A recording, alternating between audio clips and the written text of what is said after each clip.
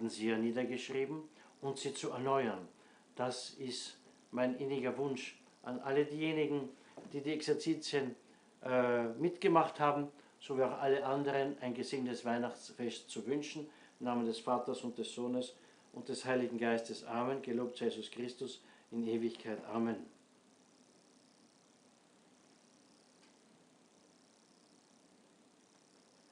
Au nom du Père et du Fils et du Saint-Esprit, ainsi soit-il. Bien chers fidèles, c'est l'occasion de présenter mes meilleurs vœux d'une sainte fête de Noël et de l'octave de Noël, tout le temps liturgique de Noël jusqu'à l'Épiphanie, jusqu'au 2 février.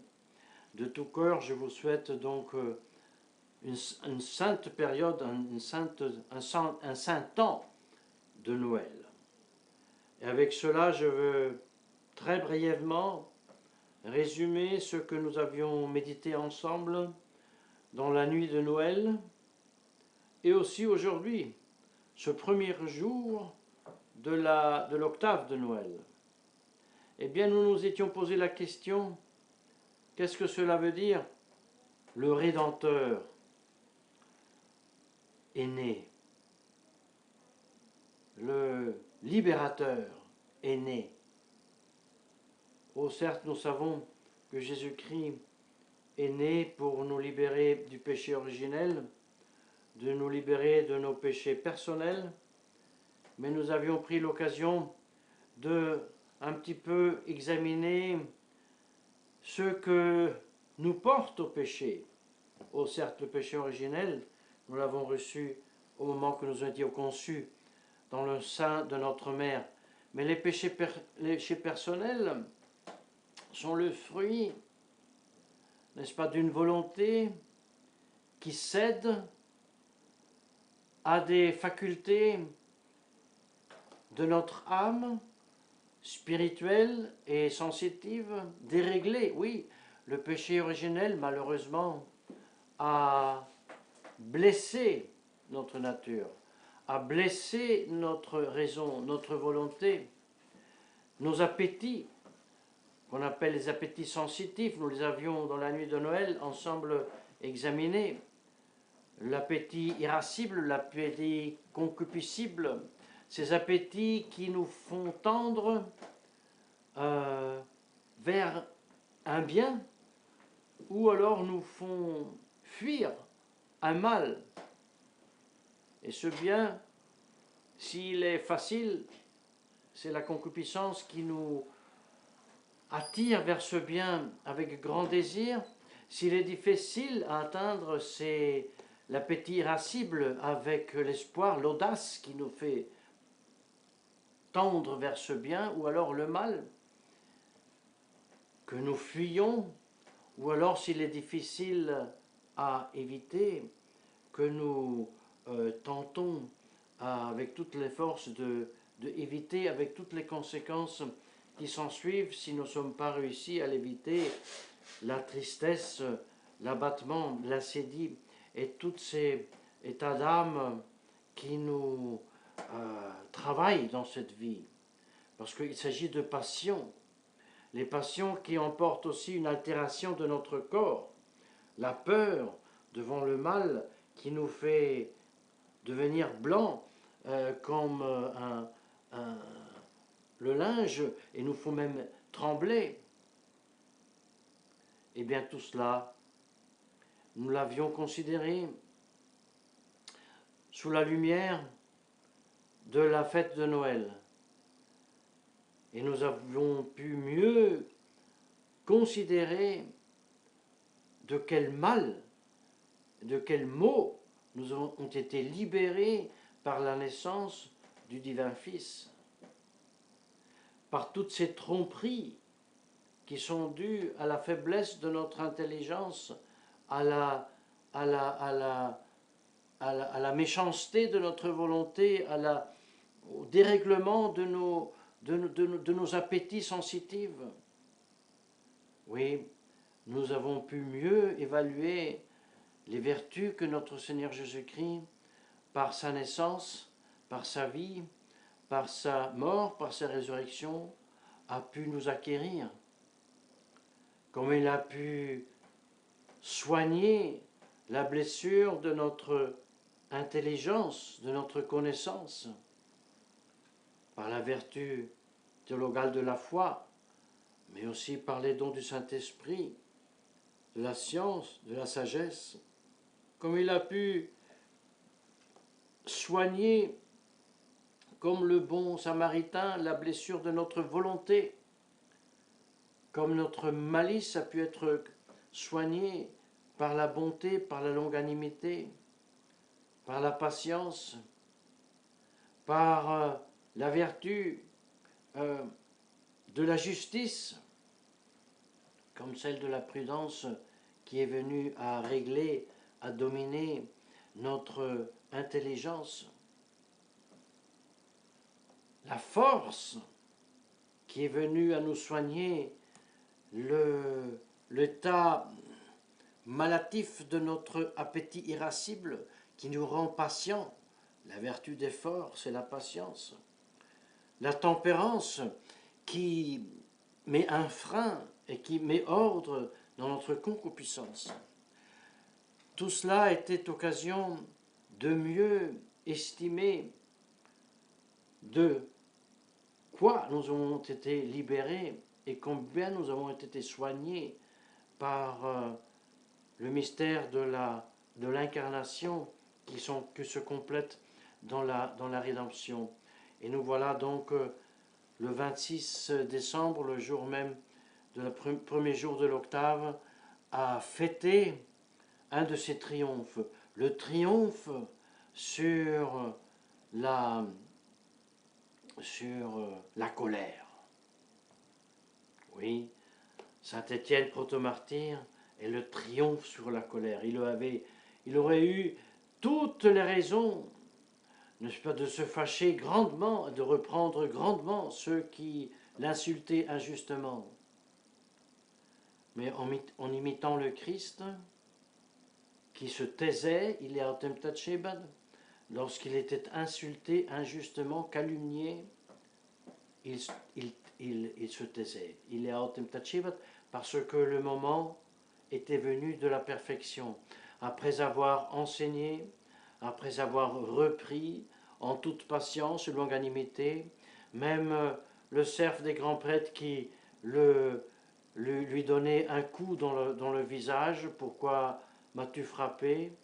Là maintenant c'était le moment de la complète vertu de la mansuétude, de la pénitence, le moment complet d'expier nos péchés, notre colère, notre dérèglement. Et ainsi, en l'imitant, Saint Étienne, le voilà qui, à la fin, ne fait autre que prier pour ceux qui l'ont persécuté et prier afin que Dieu les veuille pardonner de leur méchanceté. Et par cette prière, humble, douce, mansuète, qui n'a rien à faire avec la rémissivité, avec le fatalisme des philosophies orientales, avec cette force de la mansuétude, il vint la malice de ce jeune garçon qui, au fond, était comme l'instigateur de cette lapidation, parce qu'il gardait les vêtements de ceux qui lapidaient, qui étaient Saul, Saül, le futur Saint Paul, qui le contre-coup de sa méchanceté le reçoit lorsqu'il tombe de cheval et se convertit instantanément à notre Seigneur Jésus-Christ. Quel bel exemple, mes chers fidèles, qui nous enseigne comme seulement la vertu de notre Seigneur Jésus-Christ, sa mansuétude, son acceptation de porter dans sa chair, dans son âme, le châtiment pour nos péchés, vainc le mal. Et en Jésus-Christ, non seulement le mal suprême du péché, de la malice est vaincu, même tous les maux qui s'en suivent sont vaincus. La preuve en donne l'histoire du christianisme, la preuve en donne comme les sociétés, après s'être converties à Jésus-Christ, ont même vaincu les désordres dans la société. Je veux dire, après la France, les autres peuples, les autres pays qui sont devenus civilisés, ordonnés, économiquement prospères. Et voilà que j'en viens aussi à ces protestations qui ont lieu un peu en toute l'Europe contre la méchanceté, contre la malice, contre la destruction préméditée de l'agriculture européenne. Oui, c'est vrai.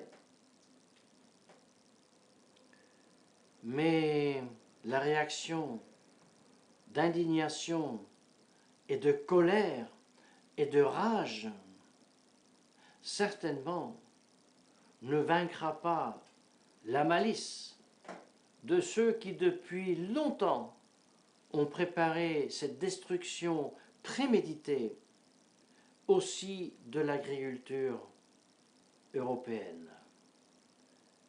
Et de même que Saül a été vaincu par la mansuétude de saint Étienne, ainsi ces méchants, mauvais, malicieux promoteurs de la soi-disant politique européenne ne seront d'abord anéantis et ensuite convertis, sinon à travers la pénitence et l'acceptation comme juste châtiment pour avoir abandonné Dieu de cet horrible esclavage qui est la politique soi-disant européenne. Avant que les chrétiens d'Europe, suivant l'exemple du peuple élu, châtié pour avoir abandonné Dieu, déporté en Babylone sur les rives du fleuve Babylone, n'est-ce pas, pleuraient leurs péchés et reconnaissaient qu'ils étaient justement châtiés. Après avoir pleuré longtemps sur les rives de Babylone, du fleuve, Dieu les avait exaucés et Cyrre le Perse les libère et les fait rentrer chez eux à refaire leur temple, les murs, la cité, tout en ordre, tout très beau. Ainsi, l'Europe chrétienne, si elle ne fait pas pénitence, si elle ne se convertit pas, si elle ne change pas ses mœurs profondément dans le cœur, si elle ne reprend à prier, si elle ne reprend pas à sanctifier et rectifier les appétits désordonnés, l'ignorance, la malice, le temps ne sera pas arrivé d'espérer de vaincre la dictature affreuse d'une Europe libérale maçonnique, absolument pas.